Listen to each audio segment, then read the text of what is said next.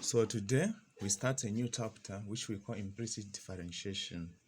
This is a very interesting portion in mathematics, specifically calculus. So remember, we are told to say find dy over dx for the following. So we are given this function.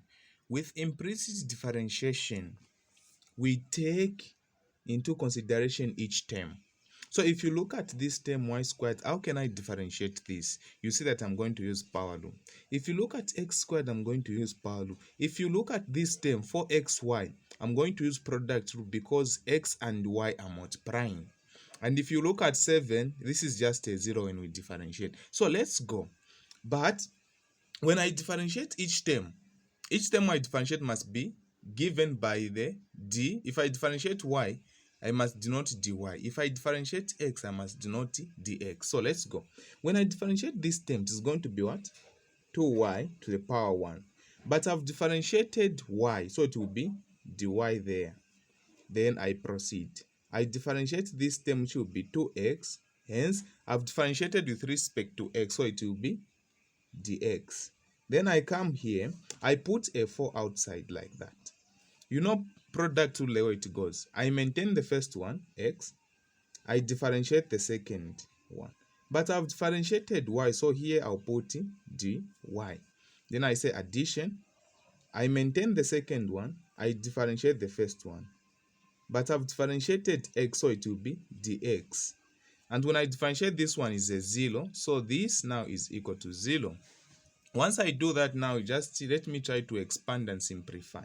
So here it will be 2y dy plus 2x dx plus 4x dy plus 4y dx must be equal to 0. Then at this point, all those with dy or all those with dx must be on one side. So I have this term dx and this term dx.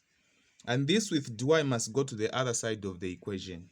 So it will be 2x dx plus 4y dx must be equal to. So when they go that side, the signs will change. So this one will become negative 4x dy minus 2y dy. Then what I will do, I'll factorize dx from here. So I'm going to have dx, which will be here 2x plus 4y. Then there I'm going to have dy, which will be negative 4x minus 2y. Then here we are going to ask, what am I looking for? I'm looking for dy over dx. Therefore, I'll divide, to obtain dx, I have to divide the dy by dx. So here I have dx, I'll divide by dx here. And even here I'll divide by dx.